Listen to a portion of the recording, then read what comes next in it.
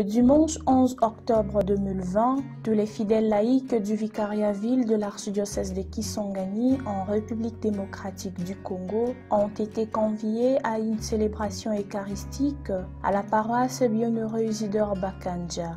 C'était pour commémorer leur patron. La messe a été présidée par Monseigneur François Marabou, vicaire général, en présence de plusieurs prêtres, religieuses, des autorités politico-administratives, policières et militaires. Dans son homélie, l'officiant du jour a rappelé aux fidèles laïcs le sens de leur engagement et responsabilité, puis les a invités à vivre dans la foi à l'exemple de Jésus-Christ et du bienheureux Bakanja qui est resté fidèle jusqu'à la fin.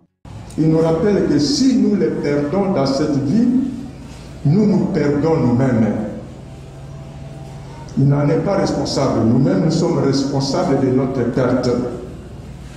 Jésus ne parle pas seulement de l'accepter lui, c'est-à-dire de ne pas renier notre foi chrétienne devant les autres. Ces paroles valent pour nous et pour nos actions journalières. Devant tout ce que le monde nous propose comme sollicitation, nous ne devons pas avoir honte d'agir ou de parler en tant que croyants. Au besoin, nous devons confesser nos convictions chrétiennes en public.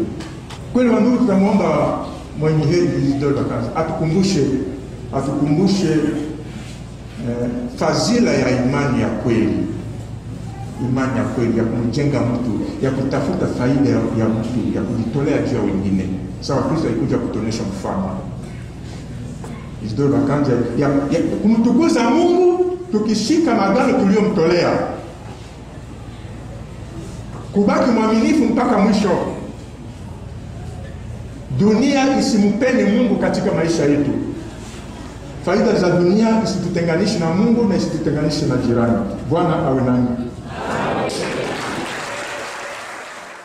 Dans ce mot de remerciement, M. Symphorien Moutabi, le président des laïcs de l'archidiocèse de Kisangani, regroupé au sein du Conseil de l'apostolat des laïcs catholiques du Congo, CALCC en sigle, a remercié son Excellence Monseigneur Marcel Otembitapa pour la confiance placée sur des fidèles laïcs, notamment en leur confiant de grandes responsabilités. La fête des laïcs est chaque année l'occasion pour leur comité de récolter les offrandes pour le fonds Isidore Bakanja. En quoi consiste ce fonds et quelle est sa finalité?